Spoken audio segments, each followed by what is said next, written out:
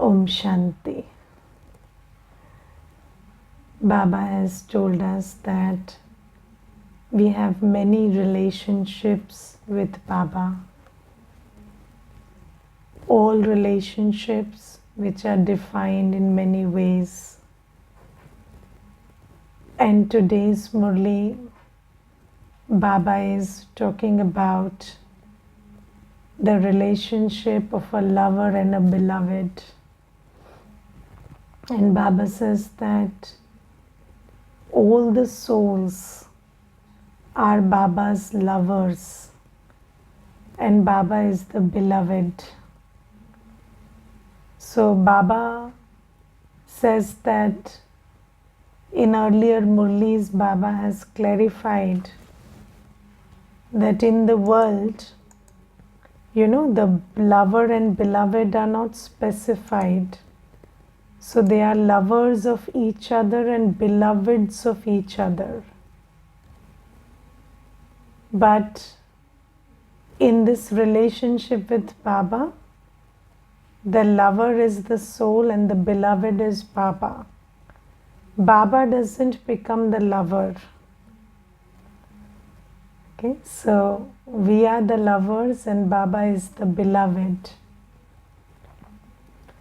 And Baba says for 2500 years, all the souls have been remembering the beloved Baba.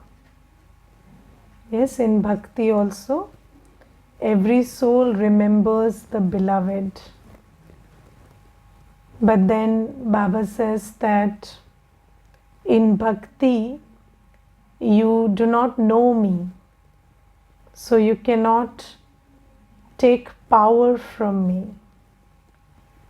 Now we will discuss this point, but today I was thinking about how Baba is always making it easier for us to experience a relationship with him by giving us some analogy of the mundane world, like Baba says, the parent and the child, or the friend or the brother. So he is always mentioning some relationship of this world, and then he is giving an example that this is the relationship that you and I have. But then if we look closely, it's not the same. Like we have a relationship with our physical parents, and then Baba comes and Baba says, I am also your parent. But then he is not the same kind of parent as our parents, is he? So there might be some similarities, but then he's not the same. Because we live in a world where relationships are mostly dysfunctional. Yes? Do you agree with this? So we learn more what not to do in a relationship than what to do. So from parents we learn what kind of parent not to be than what kind of a parent should we be. So mostly, I'm not saying that it's always the case, but mostly relationships are dysfunctional. Even from a social point of view, dysfunctionality is the norm these days. And then from a spiritual point of view, obviously they are very dysfunctional, because no parent makes you soul conscious because they are not themselves soul conscious. Or no parent, gives you spiritual strength or spiritual sustenance because that's not what they received from their parents. They always look at you as a body, they always sustain the body, and they always feed the body consciousness. So there is a lot of difference between Baba is a parent and having Lokik parents. And although Baba uses similar terminology, it means a lot of different things. Yes, and so keeping this in mind, Baba today says that I am the beloved and you are the lover. But these days, the relationship between a beloved and a lover is not something we could superimpose on this relationship with Baba. Yes, because we don't have a good idea of a relationship between a lover and a beloved. So these days, relationships between two people who proclaim themselves to be lovers and beloveds, that relationship is pretty dysfunctional. Yes, and there are many terms used in psychology for it, and I don't want to go into that elaborate detail, but when Baba says, I am your beloved and you are my lover, it is not the same thing. Yes, and you know that it is famously said, fall in love. So people say, I fell in love. Nobody says, I rose in love. Yes, does anybody says, I rose in love? One day I met my beloved and then I rose in love. No, everybody says, I fell in love, and that's very true, because love, the term love is used to denote something through which we fall, we become miserable, and there are these phases, pyar kiya, dard liya. So so why do you have to go and take sorrow and in the name of love? So all that is there, and then there are these, so only the one you love can hurt you. So people say that love hurts, or those whom you love have the power to hurt you. But then why should somebody hurt us in the guise of love? So all these things are there. So our idea of our lover and beloved is pretty distorted. And with that sanskar, we come to Baba.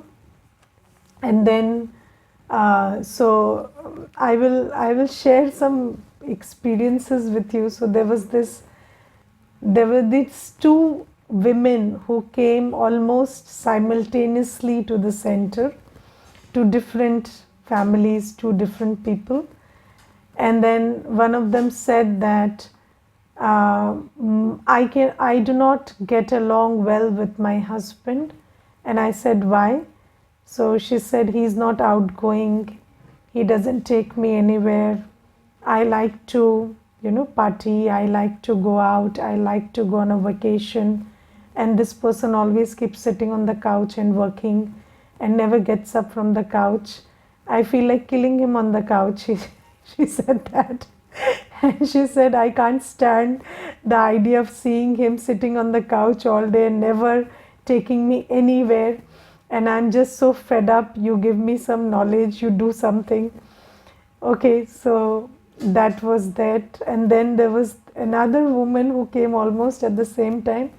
And she said, I'm an introvert, and then I don't like to socialize very much. And my husband is an extrovert, and every day he likes to go out and meet people, and he takes me along, and I stand in the corner and look like a fool all day.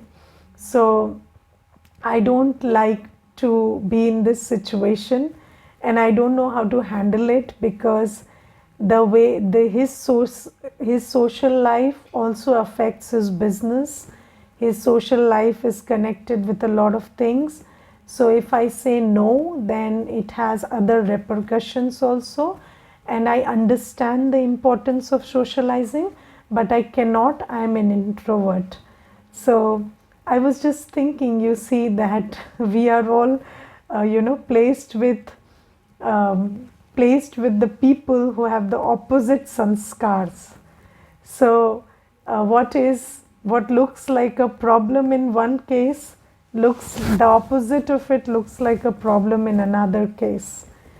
So all these things are there. So then we think that our lovers or our beloved should understand us, or they should, be like us, or they should, fulfill our expectations, or they should have the same sanskars for which we yearn.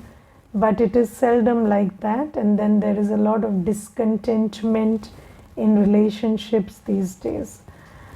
Now, Baba says that I am your beloved and you are my lover, but there is a difference between having a beloved in this world and a beloved as Baba. So Baba doesn't give us what we want. Baba gives us what we need, and he knows better what we need. Yes, but he can only give that to us if we accept him as my beloved. So if I free my buddhi from the dehidharis, from all the physical humans, and I accept Baba as my beloved and have complete surrendered relationship with Baba, then Baba can give me what I need. And in that sense, Baba is a true beloved, because he actually gives you what you need. But what you want may be very different from what you need, because our wants are colored by our sanskars. So what you want is a factor of your sanskar, and what you need is a factor of your reality. But because we have impure sanskars, we might want that which we don't need, and we might not understand our needs which we actually need. So this is a very difficult scenario in which we are living. And then Baba uses two kinds of examples today. So Baba today says that in earlier times, people did not love each other for vices. So there was no question of vice in love. But I don't know if it is even possible for us to imagine that, because ever since we are all pretty this age, and then in this time and in this world, we don't know how love can be without vice. So I remember that my Lokik father used to tell me that Leela was pretty dark skinned. So he used to tell me that Leela was not beautiful to look at in pictures, but then that was love. And I used to ask him, then how could Majnu love him if she was not beautiful to look at? So I could not, even as a teenager, understand the connection between no beauty and love. I didn't know, because we only grew up seeing that love was based on physical beauty, and because it was based on lust, so physical beauty was very important. But Baba mentions a time when we heard of stories where love had nothing to do with lust or any kind of vice, and love had everything to do with remembering the face of the person you love. not because the face is beautiful, but because that's the face of the person you love. So that was the idea. And then there were so many love stories which we celebrate, where the beloved and the lover never meet and they die. So there is nothing you get out of that love, It's not profitable. You didn't encash it in any way, but then you just felt, there was this love, and then there was, that was it. And that love is celebrated. So there was this idea of having a beloved, but there was nothing physical about it. It was all about falling in love with the person and remembering the face. And then in today's Murli, Baba also says that we are living in this time when it is all about physical love. Yes, it's all about lust. And Baba says these days, the moment somebody is pronounced husband and wife, then the first thing they know is that it's a relationship of lust. And I would say not just husband and wife, but even when somebody goes and confesses their love for somebody, what it means is they want to engage in vicious activity with you, is it not? Yes, and this is what it implies. So the implications have changed very profusely in the last some 50 years. And then Baba today says that when we are living in this world where we understand that love is all about lust and vices, here Baba is saying that you are my lover and I am your beloved, and this relationship has got nothing to do with vices. Yes, so can you imagine being in a relationship of love where no vices are involved? Yes, and when I came to Baba, I often used to ask myself this question: why is it so difficult to love Baba and remember Baba?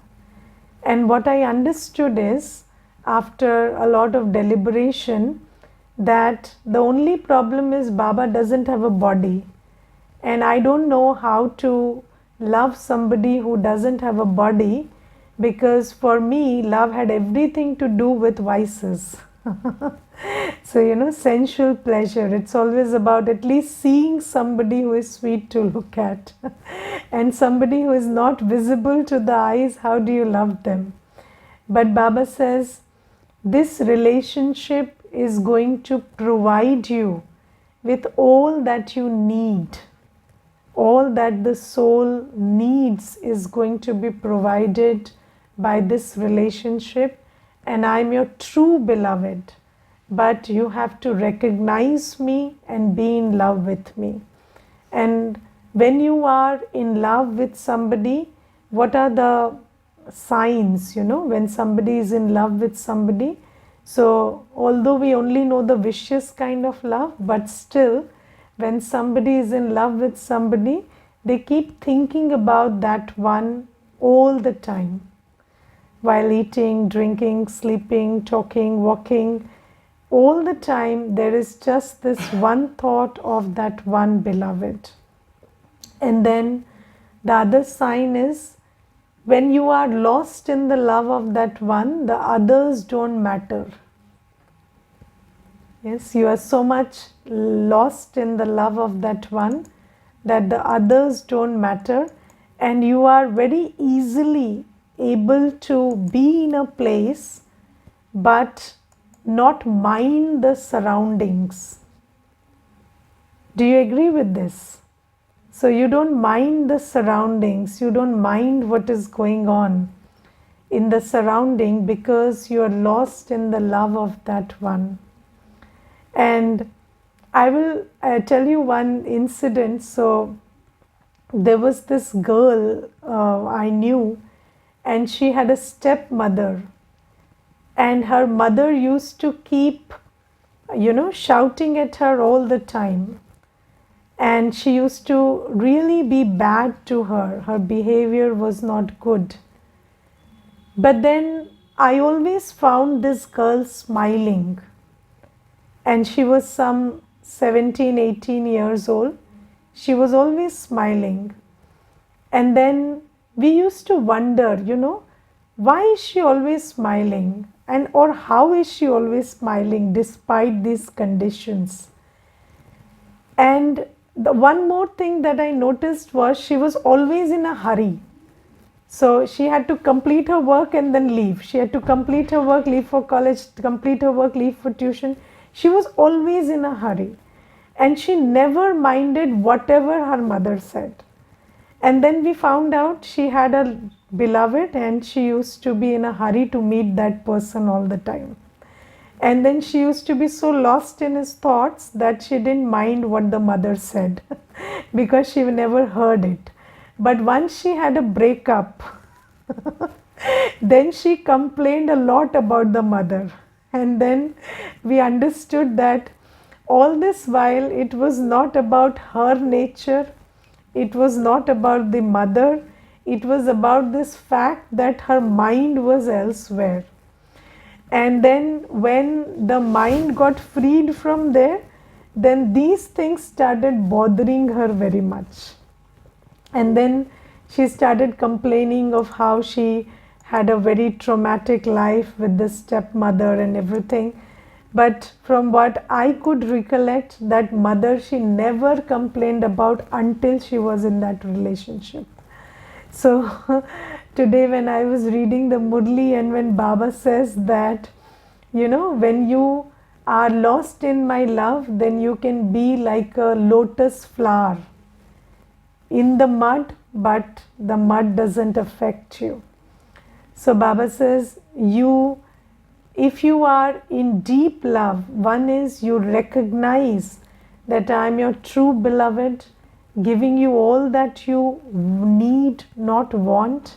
And then when you recognize that this is the one who is my true partner, who is providing me for not only this birth but for the next 21 births, and you are in deep love with me, then you can stay in the household like a lotus flower.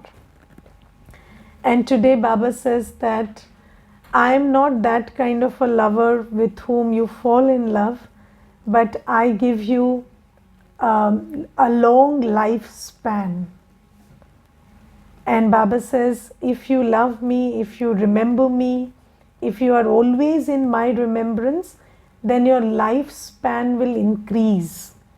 And Baba says today that your lifespan will increase means it will actually increase. So even if, at the time of birth, somebody had predicted that you would live to be 50 years of age, and that prediction was right, that prediction can change now.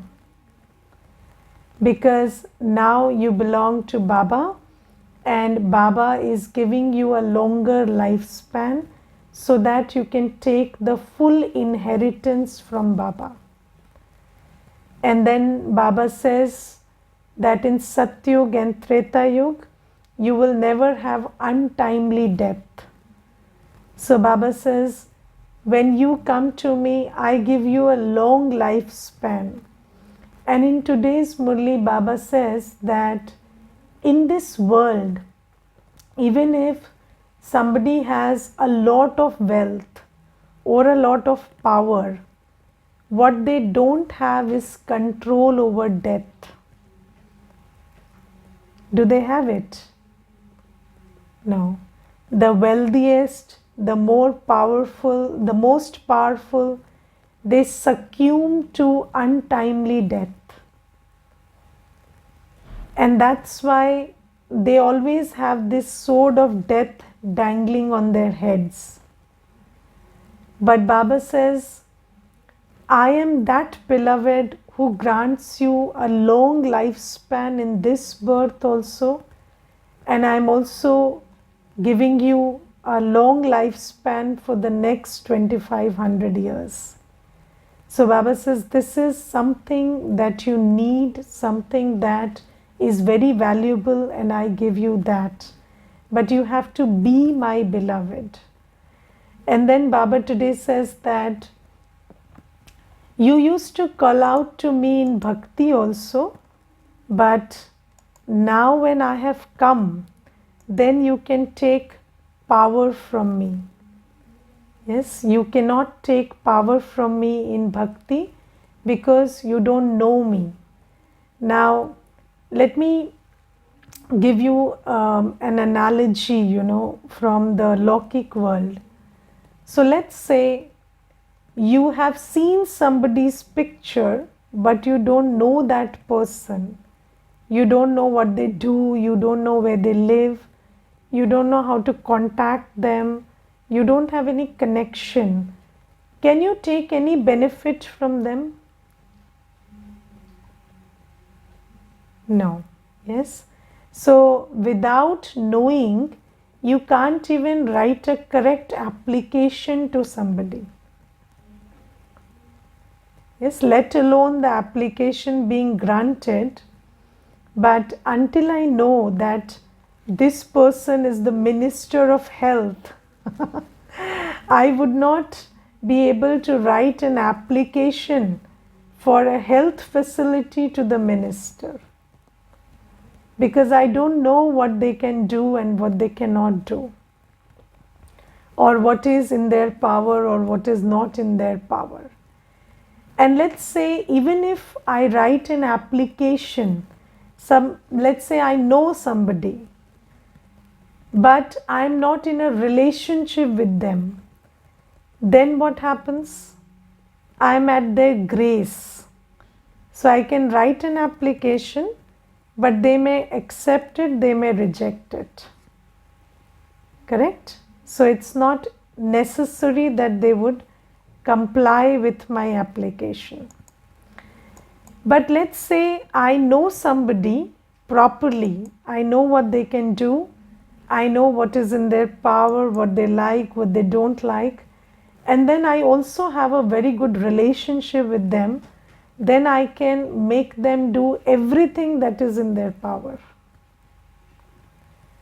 So Baba today says that first thing is, in bhakti you don't know me. So there is no question of relationship. You have a relationship with your idea of God, not God. Yes, and then here you know me, but then if you fulfill the terms of the relationship, if you are a good lover, if you remember me, if you, what is the promise of love? जो तुमको हो पसंद वही बात कहेंगे.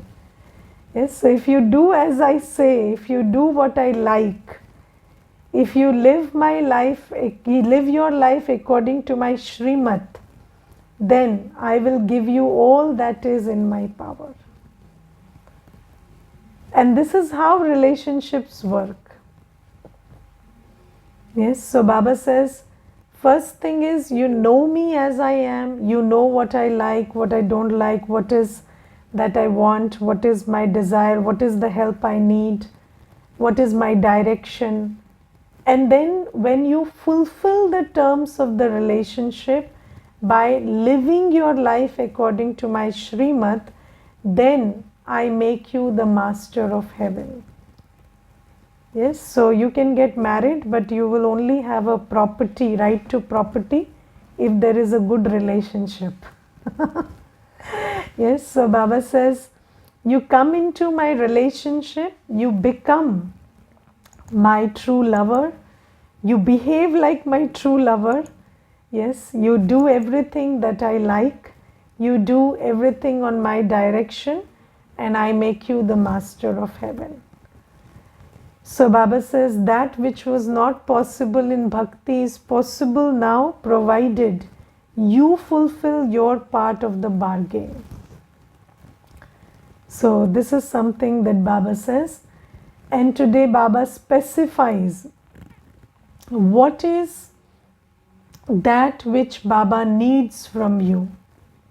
So Baba, so have you seen that when you take those Sat Pere, so in a marriage there are vows, yes, and then the man makes certain vows and the woman makes certain vows, yes. So now Baba has told his part of the vows, yes. He says, I will make you the master of heaven, I will give you 21 births of long lifespans, I am the Kalo ka Kal Mahakal, I will ensure that the Kal cannot eat you up, that you will never have untimely death.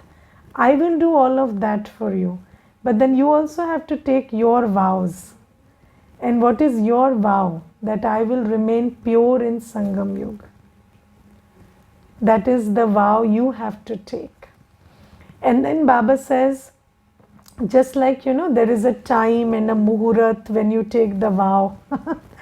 So here Baba says, early in the morning, in Amrit Vela, you make this promise every day. Yes, I think that, even the Lokik vows should be made every day, because they make it once and they forget it. But Baba knows, Baba is wise, Baba is the ocean of knowledge. So he doesn't say make a vow once and just forget. He says every morning when you wake up, you talk to me and you repeat your promise that Baba, I will just, discard this world of vices, and I commit to being pure and commit to having a pure life, yes, under your directions. So Baba says you must talk to me, remind yourself of your promise every morning. So this is our relationship with Baba. And then today there is a very interesting thing that Baba says. So Baba says today, nowadays some children have courage and take the responsibility to help someone. Baba, such and such a child is beaten a lot, and so in order to save her we will get married. Okay, that is fine, but you need the power of yoga and you also have to imbibe knowledge well. Now let me tell you, this pertains to a different time when, because of purity, when usually the female children had a lot of challenge about staying pure, and then Baba used to give the Shrimat. I will tell you a similar incident. So there was this brother, and there was this young girl coming to the center, and this brother was taking the course, and he was just, that sister was sharing her problems with me, and at that time this brother was also sitting. And then this brother told me, I also want to do some seva and help somebody. And what he said is, if this sister needs help, then I can help her by, talking to her or doing some counseling. So I said, at this moment, this sister doesn't need help, but this old woman there you see sitting, she needs a lot of help, and you can go visit her every day for 2 hours, sit with her, give her company, and she would love that a lot because her children stay far away, and she is really suffering from loneliness. And that brother just got up and left. So, there is, so I don't think that this this kind of help is required in these times, and all that happens in the guise of help is, these acts of lust. So I genuinely think that Baba's Shrimat is there, but this pertains to a very different time. And at this time, we rather understand that if I feel I'm trying to help somebody, then it's all about lust, because you are trying to help a person of a certain gender and a certain age and a certain criteria, not everybody. So that's not it. So this is something I wanted to clarify. And then Baba today says that always have benevolent feelings for everyone. These are qualities of a Gyani and a yogi soul. So a Gyani soul doesn't mean somebody who always speaks Gyani. No. Or a yogi is not somebody who always sits in a yogic posture. So somebody who always has benevolent feelings for others is a Gyani yogi. So what is Gyan and Yog? Gyan and Yog works like alchemy. It is very transformative. So when you are a Gyani and a yogi soul, you are really able to transform your feelings, your attitudes, your sanskars, your actions. You are able to do all of that. And this power of transformation is what makes you, enables you to have good, benevolent feelings always. Because you see that this world is Kali Yuga, and what people do and say and how they behave will not invite benevolent feelings directly. Yes, but then only the one who is full of this power of alchemy, the one who can transform their feelings and attitudes and their smritis inside, can do this work of always having benevolent feelings. And then you know that my feelings create my destiny. So I should always create feelings which create a good destiny for me. So Baba says that that's the sign of a Gyani yogi soul, using the power of knowledge, using the power of yoga to transform otherwise feelings into benevolent feelings. Okay, Om Shanti.